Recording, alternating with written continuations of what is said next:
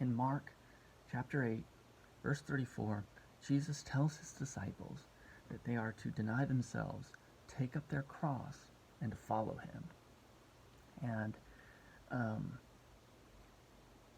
that meant a very different thing to them than it does to us. See, for us, this is what we see when we're talking about crosses, or at the pinnacle of a steeple on a church, or staked out in the grounds of a cemetery over a grave. Like, we think of those things as crosses.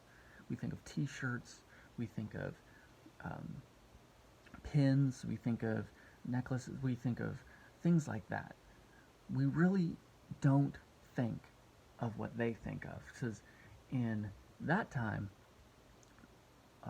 not only do we not, or are we not connected to how things were back then, we're so far disconnected from it that we don't realize that the first cross used in the form of aesthetic was not used until 300 years after the last crucifixion took place. So we're talking about a wide gap. Literally, they could not use it in this way until after the last person had forgotten how they were originally used. So let's look at that as far as how they were originally used.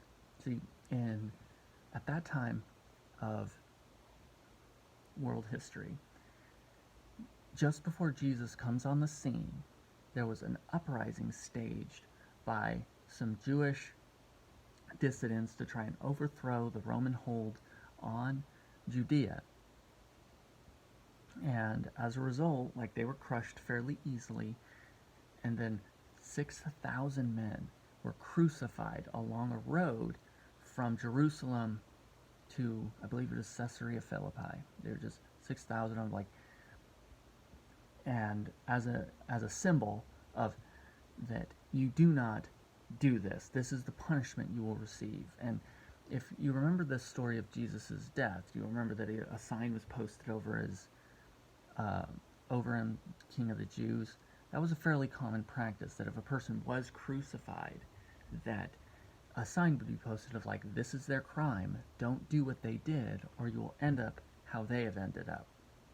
And rather than it being like a telephone pole height, if you can imagine what that's like, it was really more of like fence post height. They would have been almost eye level, sticking very short distance above the ground, suffering and dying in the sun, able to look you in the face and spit at you and the whole thing. Like, it was literally, it was so traumatizing to go through and to behold that a new word had to be invented to describe it.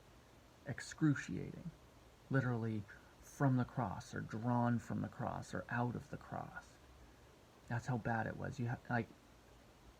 That's how incredible the amount of suffering. It was so bad that although it was fairly uncommon for a woman to be crucified, if that did happen, they would turn her body around and face her to the cross, because they didn't want to have to look into her face while she was suffering. It was bad.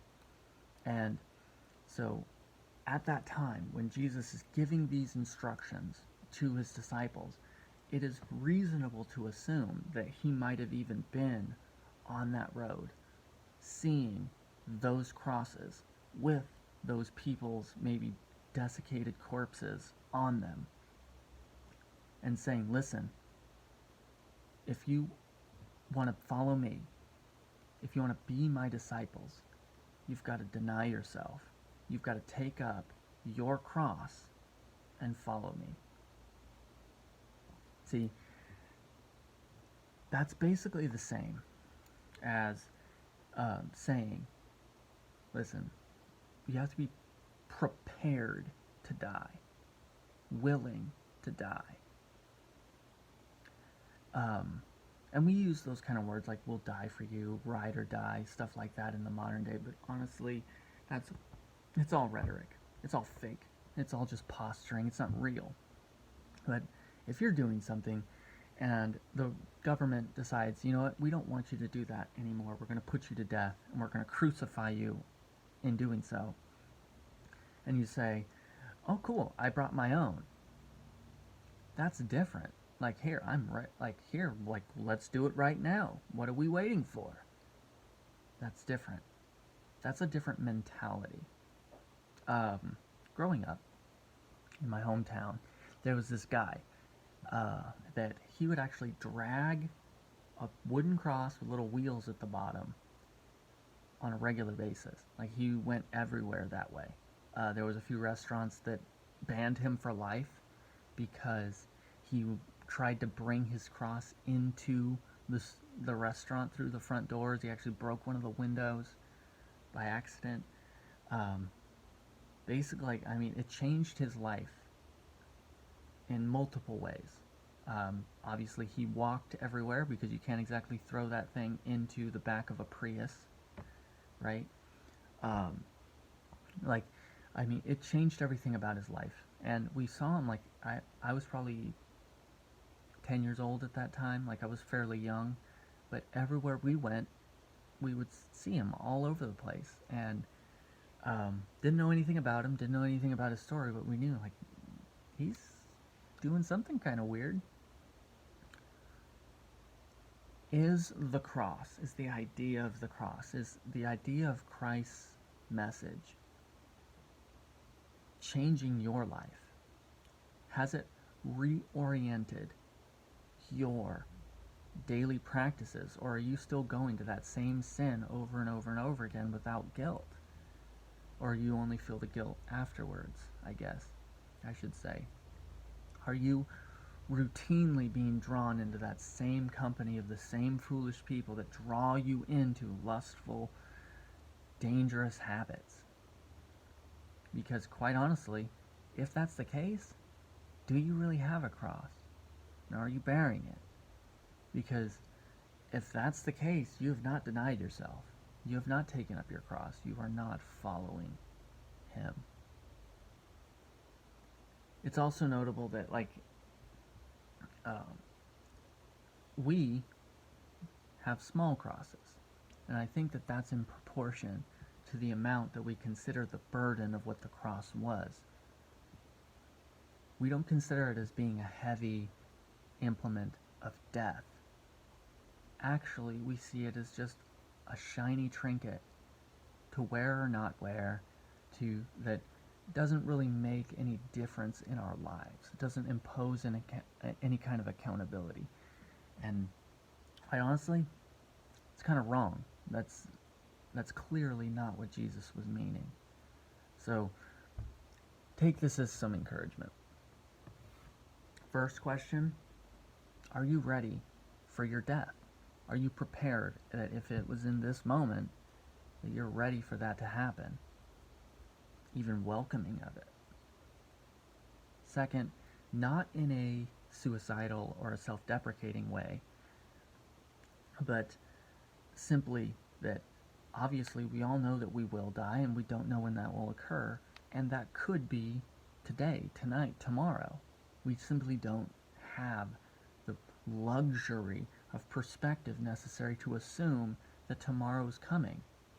We just go on, honestly, blind faith that tomorrow morning, sun's gonna rise. So, are you ready? And if you're not, it's time. Right now is the time to get ready. Because you don't know if you have another moment. You don't know if you have another opportunity beyond this. Take now to decide. And don't cheat yourself into thinking that wearing a cross is the same thing. Don't cheat yourself into thinking that because it's on your t-shirt that that's the same thing. Don't cheat yourself into thinking that just because you grew up in church with crosses on the building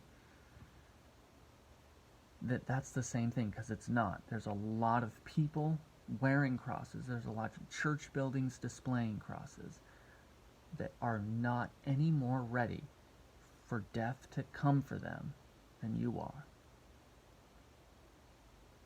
So take this moment, ask yourself, am I ready to die? And if you are not, Don't be afraid to reach out, because don't be afraid. I mean, even to me, like comment whatever. Like I can give you some resources on how you can uh, wrestle with that question in an effective way. But don't just sit in that, well, I'm not sure. This is one question that you don't have the luxury of not knowing the answer to.